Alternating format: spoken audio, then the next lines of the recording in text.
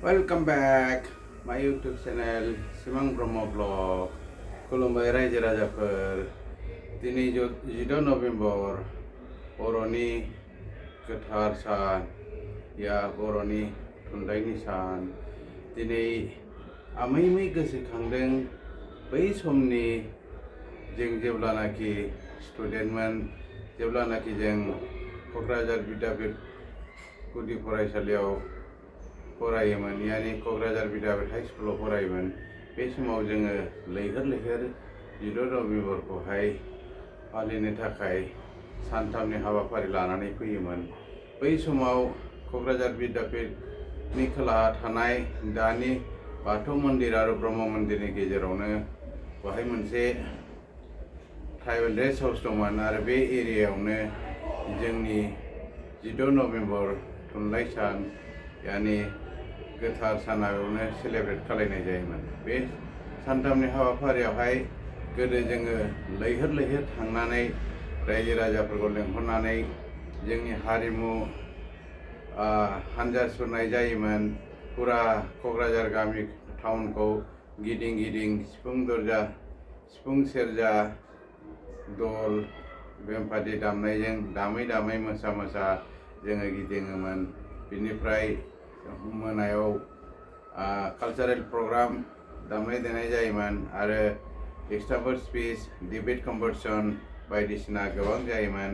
बै समावहाय जों होस्रिखाव बुङोमोन बर' राव गेवलांथों, बर'नि राव थांनानै थाथों, 14 नभेम्बर गोथार सान, बर'नि रावा मुलुगनां सिनायथि जाथों, मुलुगनां मिन्थिजाथों, बेबायदि होस्रिखाव प्रसेसन होयै जोङो बर' रावखौ जाखांहोनो थाखाय क'क्राझार टाउननि गेजेर कालचारेल रेलि खालायनाय जायोमोन।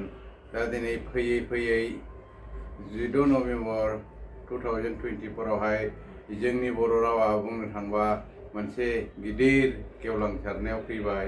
दिनै जोंनि बे बड' लिटारेचार डे जों लोब्बा लाफानानै जोंनि मानाव गेदेर जोंनि मावथि फालोफोर बिथांमोनहा दिल्लीयाव फैनानै मोनसे महा उत्सव सेलेब्रेट खालायफैबाय। बेखौ नुनानै जोंनि गोसोआ गोजोननाय मोनदों। मानो होननानै बुङोब्ला बै समाव जोंबो बेबायदिनो जोंनि हारिनि राव थुनलाइया दावगाथों होननानै जोङो सानदोंमोन। दा जोंनि साननायखौ बुंनो थाङोब्ला माखासे समावहाय दा जाखांफुनाय बायदि मोनो, जाफुंफुनाय बायदि मोनो, नाथाय गोबां माखासे खामानि दंबावो।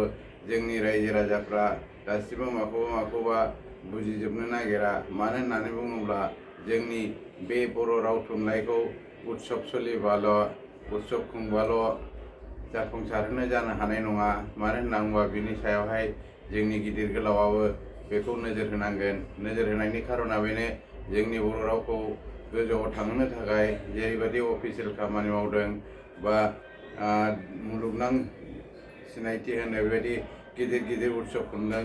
उत्सव खुंनायजोंल' जानाय नङा, जोंनि जायनाखि गिदिर गोलावनि फिसा बिसोरबो बर' रावखौ फरायनांगोन, बर' रावखौ लिरनो फरायनो नांगोन। गिदिर जोंनि लिडारफ्रा मिटिं दावथिङाव बर' रायलायनांगोन। जेरैहाय एसेमब्लि आसाम एसेमब्लि बा दिल्लीनि एसेमब्लि लकसभा राज्य सभा बेफ्रावबो जेरैहाय गोदो जोंनि मानगोनां दानि speaker of assembly Assam Biswanath Daimari सारमोनहा जेरैबायदि बर' राव बुंहैनानै दुनियाखौ मोनथिहोदोंमोन, बेबायदिनो जोंनि साफ्रोमबो लिडारफ्रा बे बर' रावखौ रायलायनांगोन। जेरै जोंनि दा बिटिआरनि एसेमब्लि बेयावबो बर'खौनो रायलाया, बर' रायलायनांगोन। जोंनि CM बिथांमोनहाबो बर' रायलायनांगोन। बर' जेब्लासिमनाखि गिदिर गोलावा रायलाया अब्लासिम जोंनि बर' रावा महा उत्सव खुंनायल'जों दावगाखांनो हानाय नङा। साफ्रोमबो बर' लिडार, साफ्रोमबो बर' दावगाफुनाय रायजो राजाफ्रा बे जिनिसखौ ध्यान खालायनांगोन जाहाथे बर' रावखौ दुनियायाव मिन्थिहोनो हायो। बर'नि कालचार दामनाय देनाय गासिबो कालचारफोरखौ मिन्थिनो हायो। बेफोरखौ मोनफ्रोमबो जायगायावनो जेरावनाखि प्रग्राम जायो बेफ्रावहाय जोंनि बर' मानसिफ्रा पार्टिसिपेट खालायनांगोन। आरो मेनलि जोंनि जेसेबां बर' स्कुल स्कुलफोर दङ बर' मिडियाम स्कुल दङ बे बर' मिडियाम स्कुलखौहाय डेभेलप खालायनांगोन स्टेन्डार्ड खालायनांगोन बर' मिडियामाव बांसिन फोरोंनो नाजानांगोन बर' स्कुलफोरखौहाय फोसाबनांगोन अब्लासो जोंनि बर' रावा जौलांगोन दा जेरैबाखि दिल्लीयाव फैनानै महा उत्सव खुंदों बेबायदिनो जोंनि एरियायावबो बेबायदिनो गाइडलाइन होनांगौ जाहाथे महा उत्सव बायदि गेजेर गेजेर उत्सव खुङो 14 नभेम्बर सान फालियो साहित्य सभा फालियो आरो गोदोनि जायनाखि गिदिर गोलाव जायनाखि जोंनि बर'नि रावनि थाखाय गिदिर गिदिर कन्ट्रिबिउट खालायलांबाय बिथांमोननि मुंखौबो बेबायदि मिटिं दावथिनाव रायखांनांगोन जेरैहाय गोदोहाय महिनीमोहन ब्रह्म बिथांमोन चरन नार्जारी आरो रनेन्द्र ब्रह्म बिथांमोनहा मिटिङाव फैनानै गेवलां मिटिङाव गोबां बिबुंथि होलाङोमोन दा जों नुनो मोनो बे जोंनि बर' राव गोथार सानावबो माखासे जिनिसफोरखौ पलिटिकेल इस्यु खालायनो नागिरो गावसिनि क्रेडिटखौल' लानो नागिरो जाहाथे बे 14 नभेम्बर गोथार सानफ्राव पलिटिक्स इनभल्भ जाया बाहाय बेखौ नाजानाया मोजां जेरैहाय गोदोनि समावहाय पलिटिकेल मोननै हान्जा दंमोन PTCA और कांग्रेस हान्जा बिथांमोना एगेन्स्ट पार्टी मोनब्लाबो गेवलां मिटिंफोरावहाय साफ्रोमबो रायजो राजाखौ लेंहरोमोन बाहाय पलिटिकेल इस्यु थायामोन दा जों नुनो मोनो खालि जायनाखि रुलिं पार्टी बिथांमोनाल' पार्टिसिपेट खालायदों जायनाखि रुलिं पार्टीयाव गैया बिथांमोना सासेबो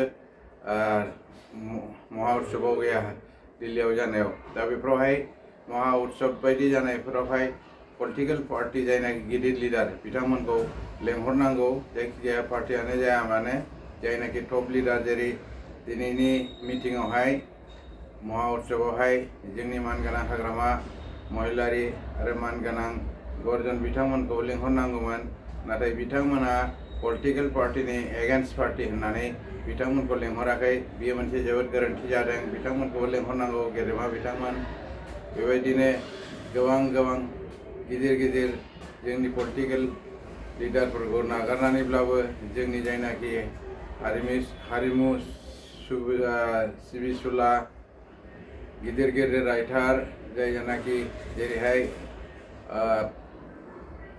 मदाराम ब्रह्म कमल ब्रह्म नीलकमल ब्रह्म सतीश चन्द्र बसुमतारी बिथांमोन बायदि गिदिर गिदिर राइटारफोरनि मुंखौ होनानै एग्जामफोर होनानै जाहाथे जोंनि स्टुडेन्टफ्रा फैगौ पिरियडफ्रा जाहाथे इनकारेज मोनो बेनि थाखायबो बिथांमोननि मुंखौ लानानै बै समनि जायनाखि सनानि मुगामोन जोंनि बर' साहित्य सभानि जोंनि बर' लिरगिरिफोरनि बेफोरबायदि समनि गिदिर गिदिर लिरगिरिफोरखौ नाम मख'नानै मिटिंफ्राव बुंफोरनांगौ जाहाथे जोंनि दानि नेक्स्ट जेनेरेशना बेफोरखौ मिन्थियो आरो बिसोरनि आइडियाखौ लानानै आवगायलांबाय थायो जोबनायाव आं बेखौल' बुंनो सानो दिनैनि जेनाखि मैयानिफ्राय जानाय महा उत्सव दिल्लीयाव बर' साहित्य सभा बा एबसु बा गासिबो मावथिफालोफ्रा एसेबां खस्थ' खालायनानै जोंनि बे बर'नि गोथार सानखौ महा उत्सव मुङैहाय दिल्लीयाव फार्स्ट टाइम सेलेब्रेट खालायनानै जाफुंहोनो हादों बेनि थाखाय जोंनि गासैबो लिडार गासैबो मावफारिफोरखौ आंनि गोसोनिफ्राय अनसायहरनानै आरो बर' रायजो राजाफोरखौ आंनि गोसो सिंनिफ्राय बयखौबो हार्टि थेंक्स खालायनानै दिनैनि बे 14 नभेम्बर गोथार साननि भिडिअखौ बेवहायनो फोजोबनाय जाबाय गोजोन्थों जै बर' हारिनि जै बर' राव गेवलांथों बर' राव दुनियायाव मिन्थिजाथों गोजोन्थों थेंक इउ